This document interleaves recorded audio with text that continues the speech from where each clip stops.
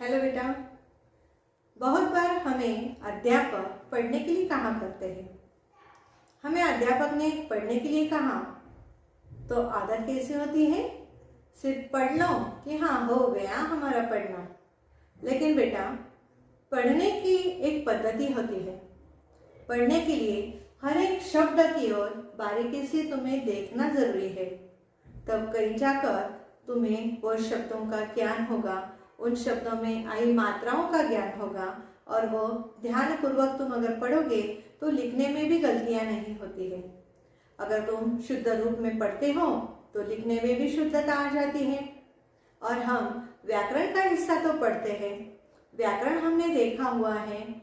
व्याकरण में हमें संज्ञा का ज्ञान है, सर्वनाम का ज्ञान है, विशेषण का ज्ञान है। उसके पहले ही हमने सारी मात्राओं की पढ़ाई की हुई है। सारी मात्राओं का हमें ज्ञान है। मात्राओं के उतार चढ़ाव हमें पता है, कहाँ पर किस मात्रा के लिए कम वक्त लगता है, किसे ज़्यादा वक्त लगता है उसके उच्चारण में। तो ये सारी बातों का ज्ञान होने पर उसके बाद हम जो भी पढ़ते हैं तो उस पढ़ने में या उस शब्दों के पढ़ने में या वाक्यों के पढ़ने में हमें उनका बारीकी से ध्यान लेना चाहिए। उसके बारीकी से हमने उसकी ओर ध्यान देना चाहिए। देखो बेटा, तुम्हारे सामने मैं यहाँ पर कुछ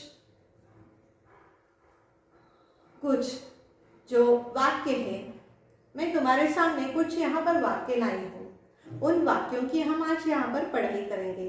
तो देखो, वाक्य पढ़ते वक्त किस तरह से हर एक शब्द की ओर ध्यान देना है वो देखो। ईश्वर की लीला न्यारी है। देखो यहाँ पर ईश्वर, ईश्वर, अभी यहाँ पर ई की कौन सी मात्रा आई हुई है? ये कौन सा ई है? ये ईश्वर ह्रस्व है या दीर्घ है? उस पर ध्यान देना। ई, यह दीर्घ ई आया है, तो दीर्घ ई को ज्यादा वक्त लगता है। तो देखो, उच्चारण करते वक्त किस तरह से लग रहा है? ईश्वर, ई, ईश्वर, ई खींच कर बोला जा रहा है। ई अर्थात ये दीर्घ ई है। ईश्वर, श्वर, श्वर, श्व। देखो, श और व, श बोलते वक्त इसमें अ यह स्वर नहीं सुनाई दे रहा। क्यों नहीं सुनाई दे रहा है? क्योंकि यहाँ पर श आधा है। देखो बेटा, श जो है वो किस तरह से है? ये आधा है।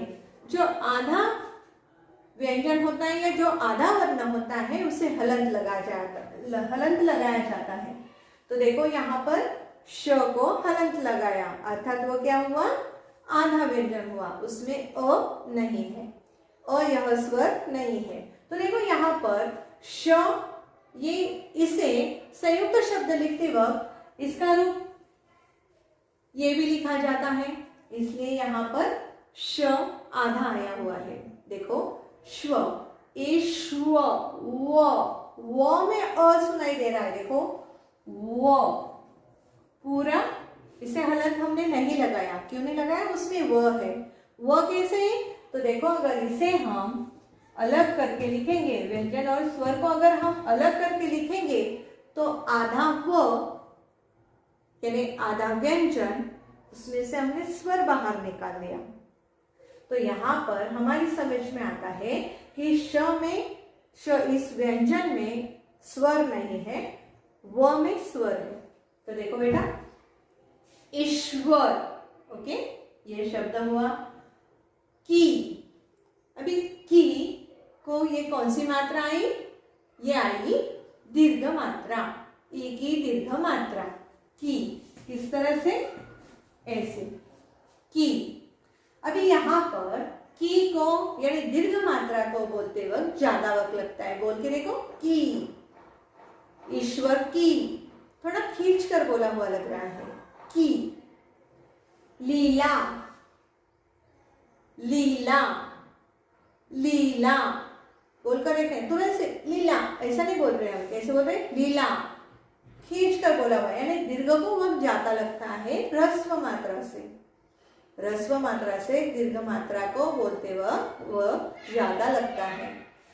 ईश्वर की लीला न्यारी है, न्यारी। तो देखो बेटा यहाँ पर न्यारी, न स्व की तरह ही है, यहाँ पर आया हुआ न्यारी, न ये आधा व्यंजन आया, और यह पूरा है, इसलिए यहाँ पर आधा व्यंजन को पूरा व्यंजन यहाँ पर जोड़कर आया है, ये संयुक्त व्यंजन आया हुआ है। न्य, न्यारी, री, देखो न्यारी दीर्घ को ज्यादा वक्त लगता है, न्यारी। उच्चारण करके हमें देखना है, तब समझ में आता है कि शब्दों को मात्राएं कौन सी दी जाए।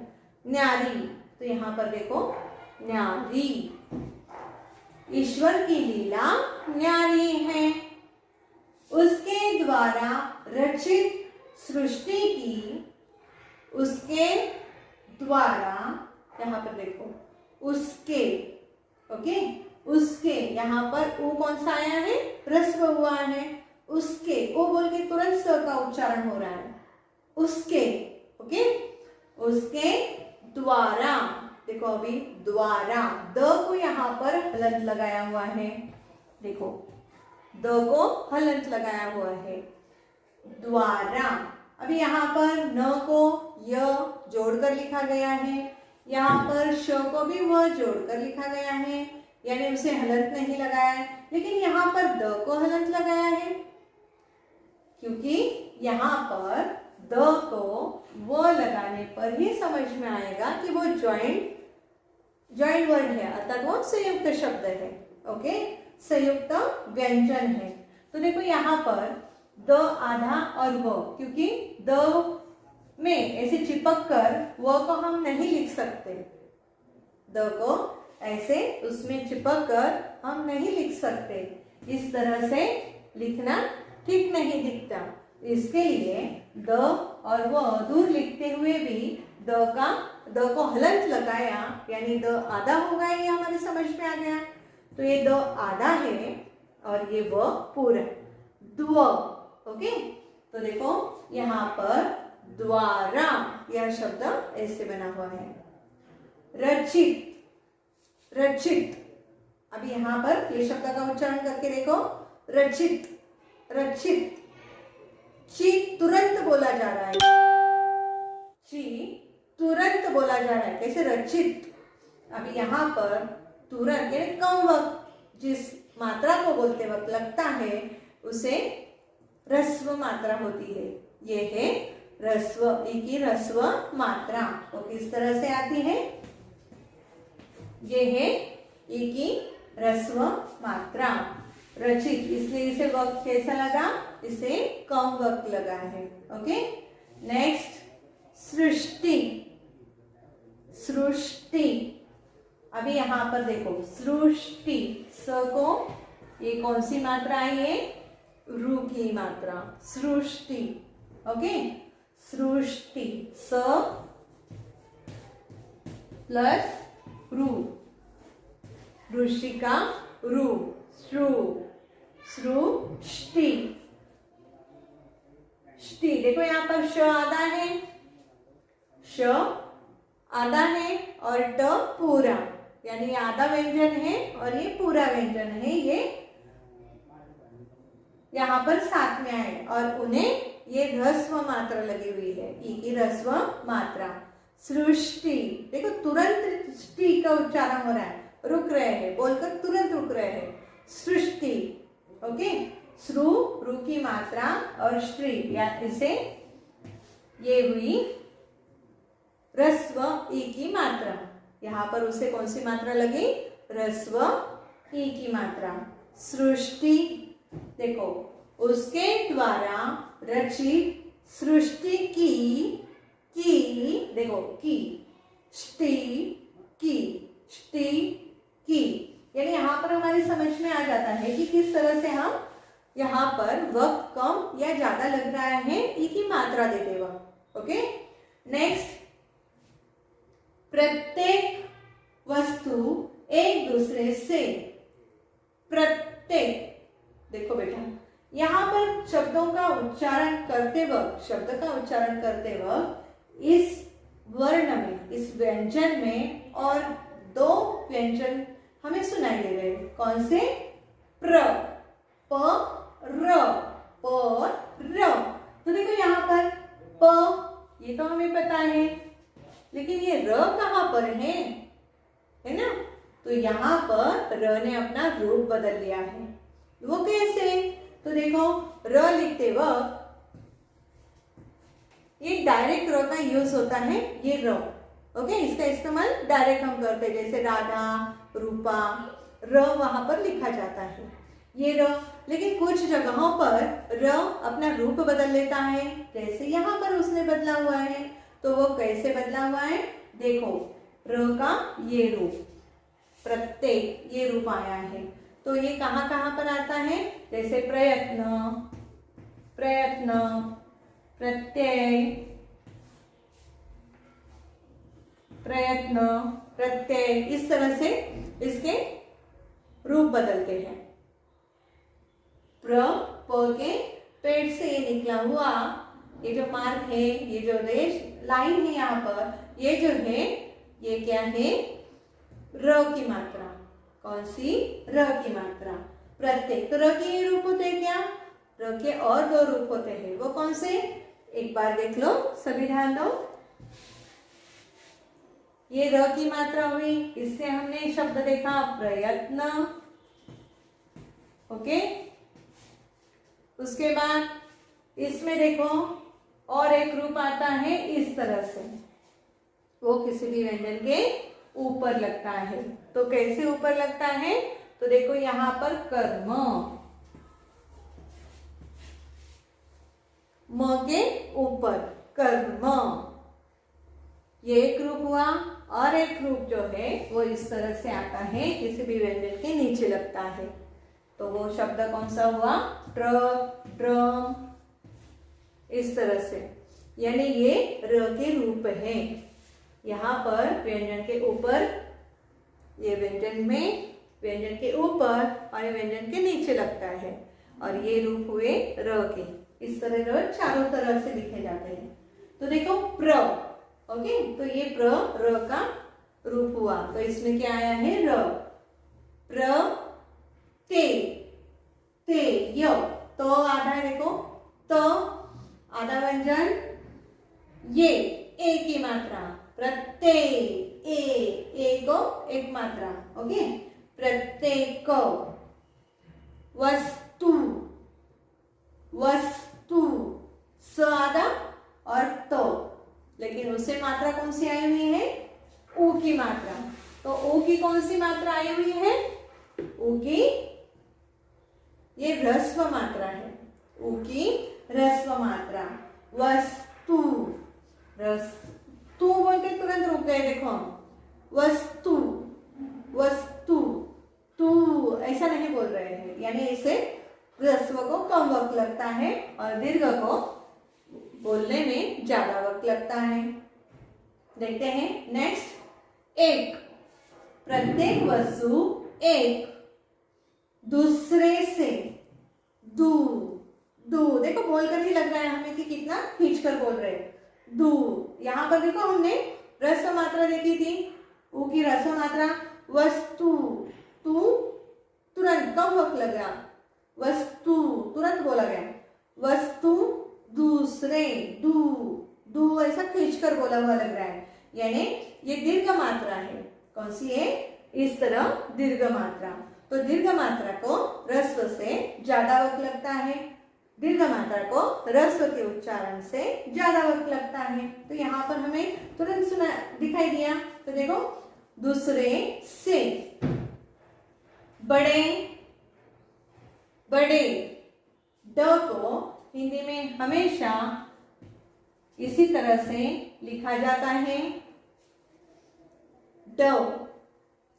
यहाँ पर ये बड़े के नीचे बिंदी लगती है, डे, ये उक्षिप्त वर्ण है। नेक्स्ट, अद्भुत, अद्भुत, देखो अद्भुत, हमने यहाँ पर भी देखा था द कैसे है, आधा आया हुआ, आधा व्यंजन।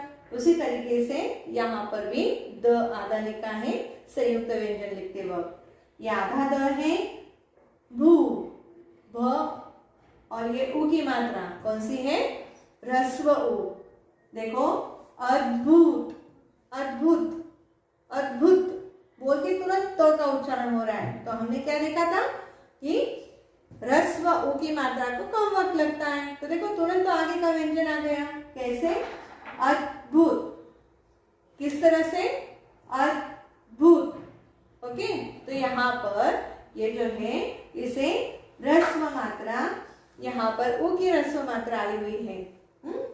उसके बाद देखो ढंग, यहाँ पर अनुस्वार, ढ के ऊपर क्या है, अनुस्वार। ये बिंदी जो होती है किसी भी व्यंजन के ऊपर आती है उसे कहा जाता है अनुस्वार। ढंग से जुड़ी है, देखो जुड़ी, ज को उ की मात्रा, उ कौन सा, ह्रस्व उ, जुड़ी, जुड़ी। यहाँ पर देखो ज का उच्चारण तुरंत करते हुए उसके बाद आगे का शब्द आ रहा है, आगे का अक्षर आ रहा है। किस तरह से, जुड़ी। यहाँ पर कम वक्त लग रहा है और टी यह खींच कर बोली जा रही है। क्यों, क्योंकि ये दीर्घ ई की मात्रा हुई और ड के नीचे बिंदी लगती है जो हमने देखा था। ओके, तो देखो जुड़ी है। नेक्स्ट, इस अद्भुत सृष्टि के 5 तत्व, देखो यहाँ पर इस अद्भुत, अद्भुत शब्द के बारे में हमने देखा अभी ही। अद्भुत, इस अद्भुत सृष्टि, सृष्टि, सृष्टि देखा हमने, यहाँ पर सृष्टि के बारे में भी देखा है, सृष्टि री की मात्रा। और यहाँ पर कौन सी आई है, यहाँ पर आई है ह्रस्व ई की मात्रा, सृष्टि। और आधा, आधा व्यंजन और पूरा व्यंजन, संयुक्त व्यंजन। ओके, सृष्टि के 5, यहाँ पर देखो चंद्र बिंदु आया हुआ है 5, यहाँ पर पा के ऊपर चंद्र बिंदु है। ये जो मार्क है ये कौन सा है, चंद्र बिंदु का, चंद्र और बिंदु, चंद्र बिंदु। ओके, यहाँ पर चंद्र बिंदु, चंद्र बिंदु आया हुआ है। उसके बाद तत्व, तो आधा और यहाँ पर वो पूर्ण। तो देखो यहाँ पर तो यह कैसा है,